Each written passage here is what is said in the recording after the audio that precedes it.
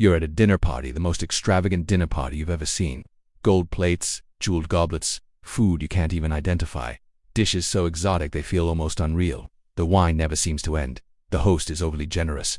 The room is breathtaking, and at the head of the table sits a 14-year-old boy. He is the Emperor of Rome, and by the end of this night, not everyone in this room will leave it alive. His name was Elagabalus. You've probably never heard it before, but by the end of this story you'll understand why history tried to make sure you didn't. He ruled Rome for just 4 years. He was dead before his 18th birthday.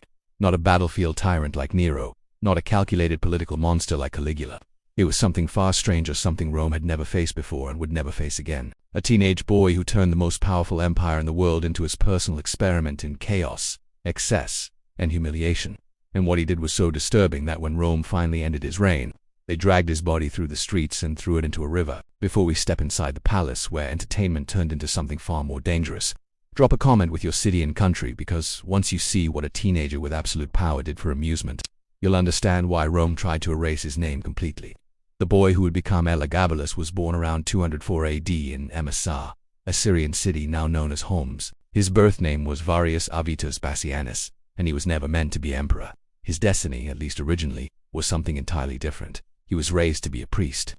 From early childhood, he served as the high priest of a Syrian sun god called Elagabalus, a Roman deity like Jupiter or Mars, but a local god represented by something far more unusual, a black, conical stone, believed to be a meteorite fallen from the sky. The boy performed rituals for it. He danced before it. He wore silk robes and jewels in its honor.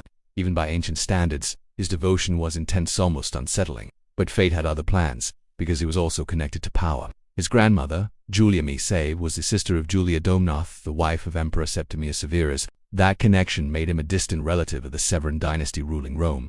At the time, it meant very little. But soon, it would mean everything. In 217 AD, Emperor Caracalla was assassinated.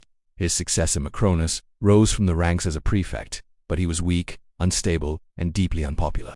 He lost wars, signed humiliating deals, and quickly turned the army against him. And Julia Maesa saw her opening. She began spreading a dangerous rumor among the soldiers stationed near Emesa. This boy, the young priest in silk robes, with strange rituals and striking presence, wasn't just a relative of Caracalla. He was Caracalla's secret son, the rightful heir, the true emperor. Was it true? Almost certainly not. But truth didn't matter here, where the soldiers were tired of weak leadership. They wanted legitimacy. They wanted bloodline. And when they saw him barely 14, yet unnervingly charismatic, they believed it. The legions declared him emperor. Macronus tried to resist, but it was already over. He was defeated, captured, and executed. And just like that, a teenage Syrian priest was marching toward Rome as the ruler of the most powerful empire on earth. Think about that for a moment. A child with no political training, no military experience, no understanding of Roman law or governance, a boy raised not in palaces or academies but in temple rituals devoted to a black stone in a distant city, and now he controlled the fate of 60 million people. He did not come alone. His grandmother, Julia Maesa, and his mother, Julia Somias, accompanied him. Their intention was clear from the start. They would rule through him. The boy would wear the crown. They would hold the power, and for a time it worked. Maesa managed the Senate. Somias influenced the court, and Elagabalus focused on the only thing he truly cared about, his God.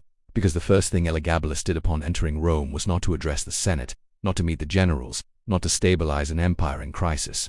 He built a temple. On the Palatine Hill, the most sacred political and religious ground in Rome, he raised a grand sanctuary and placed his black stone at its center.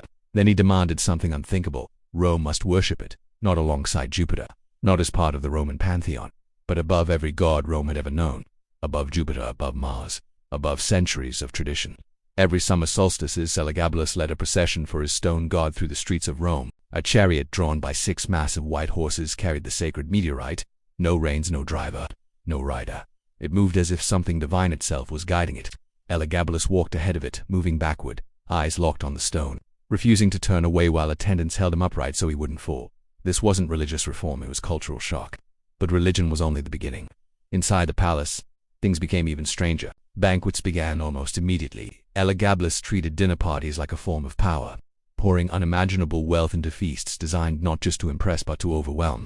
The food alone bordered on absurd ostrich brains, camel feet, flamingo tongues, honeyed dormice dishes so rare they could have fed entire districts of Rome. Gold flakes and pearls were mixed into meals, forcing guests to literally consume wealth. But the food wasn't the point. It was just the opening act.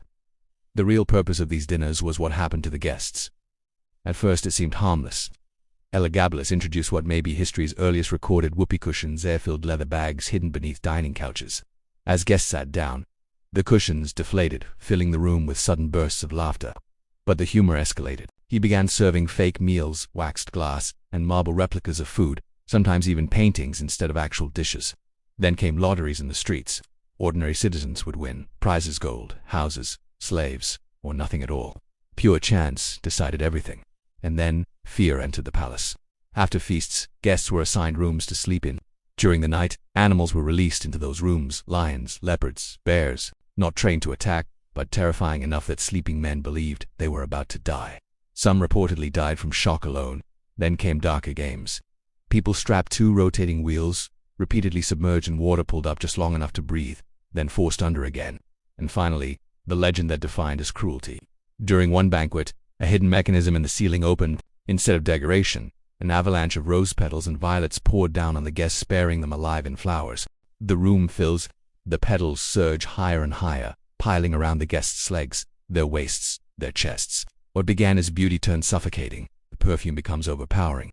The weight becomes unbearable. The elegance becomes a weapon. Guests struggle to push through it, to stand, to breathe, to reach the doors, but the flowers keep falling. The exits are gone. The room is sealed. Above them, on his elevated platform, the emperor watches, safe from the rising tide of petals. Elagabalus observes as his guests fight to move, to survive, to escape a flood of beauty that no one expected to kill.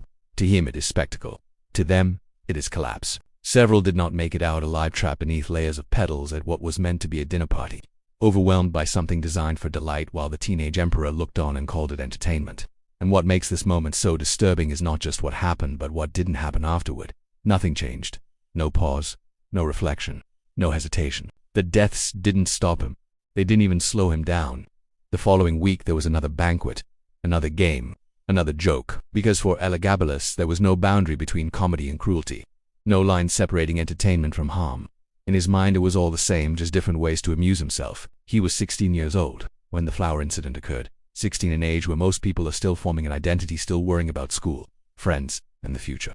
He was experimenting with power on a human scale, but the banquets were only one face of it. Outside the dining halls and bedrooms, temples, and the public streets of Rome, his behavior became even more destabilizing, even more provocative, even more impossible for Roman society to process. According to ancient accounts, Elagabalus established a brothel inside the imperial palace itself, not hidden, not discreet, not tucked away in some forgotten wing. Inside the palace, within the very center of Roman authority, where emperors once dictated law and commanded legions, rooms were allegedly turned into spaces of scandal involving members of the elite and those closest to the court. The seat of empire became, in rumor and report, something Rome could no longer recognize. But even that did not contain him. He pushed the spectacle outward. On at least one occasion, Elagabalus appeared in the Roman Forum dressed in women's clothing. The Forum, the heart of Roman identity, where laws were debated, speeches delivered, and the legacy of the Republic still echoed through stone and marble. And there stood the Emperor of Rome, dressed in silk, wearing makeup, surrounded by a gathered crowd, watching a ruler who no longer fit any category Rome understood. For Romans, this wasn't just scandal, it was disintegration. The emperor wasn't simply a political figure, he was the living embodiment of Roman order, masculinity, tradition, and authority. And now that embodiment no longer made sense. Then came the Vestal Virgins. The Vestals were not ordinary priestesses. They were sacred guardians of Rome's eternal flame, bound by vows of absolute chastity. Their purity was not symbolic, it was structural. If they failed, Rome believed the gods themselves would withdraw protection. A Vestal who broke her vow was not imprisoned. She was buried alive. That was how seriously Rome treated them. Elagabalus married one. Aquilia Severa, a Vestal Virgin, was taken as his wife in a public and deliberate act that defied not just law, but religion itself. It was a direct violation of everything Roman civilization claimed to hold sacred. When outrage followed, Elagabalus reportedly defended it with logic only. He seemed to accept that the union of a high priest and a high priestess was divinely appropriate, even sacred. Later, he divorced her, then remarried her, then moved on, again as if sacred vows were interchangeable roles in one of his personal performances. And this is where Elagabalus diverges sharply from Rome's other infamous emperors. Nero was cruel, Caligula was erratic, Commodus was violent, but Elagabalus was something else entirely. He was indifferent. Indifferent to tradition, indifferent to religion, indifferent to consequence, indifferent to the fragile systems holding the empire together. He didn't break rules out of hatred or madness. He broke them because they meant nothing to him. because he was a teenager with absolute power and no internal reason to respect the world he ruled. And while he played with that world, two women watched it begin to collapse. Julia Miso, his grandmother, had built the entire structure. She engineered the rise, spread the story of divine lineage, placed him on the throne, and believed she could manage the outcome. Julia Somias, his mother, protected him at every step. She shielded him from criticism, softened resistance, and acted as the buffer between her son and the empire he was destabilizing. Together they had created an emperor, but even their influence had limits. By 221 AD, those limits were becoming visible. The Senate was furious. The army was restless. The people of Rome, long accustomed to imperfect rulers, were beginning to lose patience with something they could no longer interpret as leadership. A boy who mocked their gods, bent their traditions, and treated human life as entertainment was no longer merely controversial.